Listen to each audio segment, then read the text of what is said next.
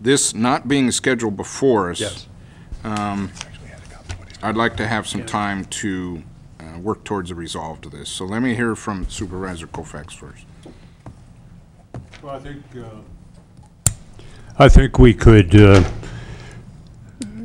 discuss this at some length. I only came across the letter here and read it today. The delay to me just seems almost indefensible. The UVAP study model it took too long. We want to have it all in terms of a particular, so that one model fits other projects as well. I can understand that. I can understand the concern.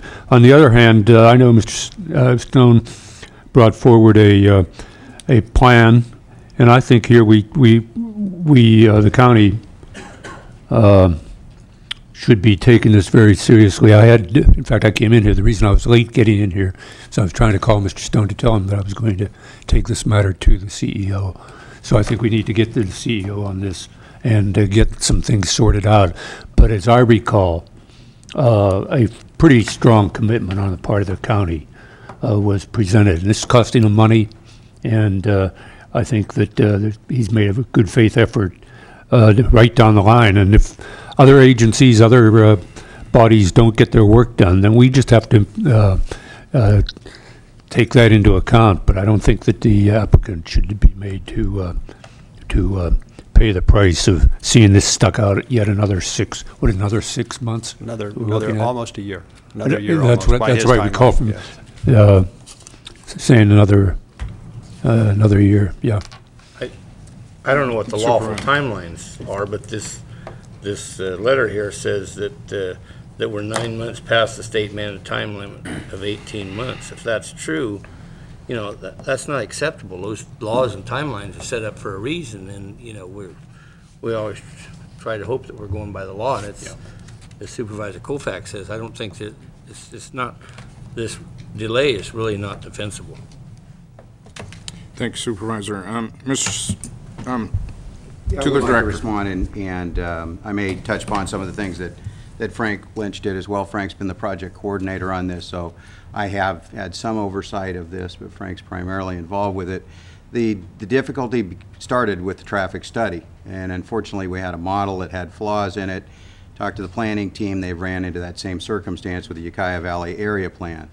We saw no purpose served for anybody to move forward with a model that or traffic studies that may be jeopardized then by the model that was being prepared for the Ukiah Valley area plan. We looked for consistency.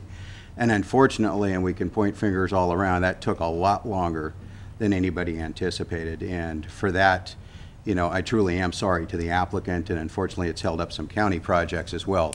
And that's very, very unfortunate, but that was the reality. It's also my understanding that at no time in that did Mr. Stone demand that we go back and use a different traffic process. We wanted one consistent model, and I thought we were on the same page with that. And again, my apologies that it took as long as it did. It is somewhat ironic that now that we have that model and are proceeding forward, we're now talking about a problem that's since been resolved. Thank you, Mr. Hall. Mr. Stone. May I comment?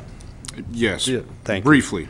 There is one slight thing that they are, both the director and Mr. Lynch are missing, is that if you read the resolution, it says the contract with Mr. Charles, the EIR consultant, will require acceptance of the applicant's special studies within 2 weeks following the public agency's scoping session.